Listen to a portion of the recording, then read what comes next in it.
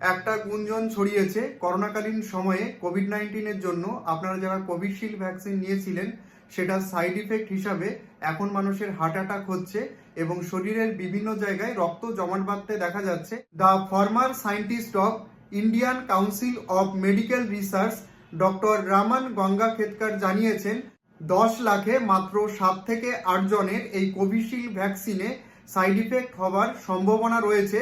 তবে সেটি ভ্যাকসিন নেওয়ার প্রথম 1.5 মাসের মধ্যে। এবার বলি, করোনার জন্য কোভিশিল্ড ভ্যাকসিন নেওয়ার ফলে হার্ট অ্যাটাক হবার সম্ভাবনা নেই বললেই চলে, তবে কোভিশিল্ড ভ্যাকসিন নেওয়ার প্রথম 1.5 মাসের মধ্যে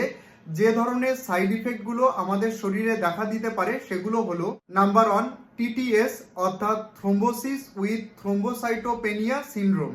এবং এটি হলে শরীরের প্লেটলেট কাউন্ট কমে যায়, যার ফলে আমাদের শরীরের বিভিন্ন জায়গায় ব্লাডের ক্লট জমা হতে দেখা যায়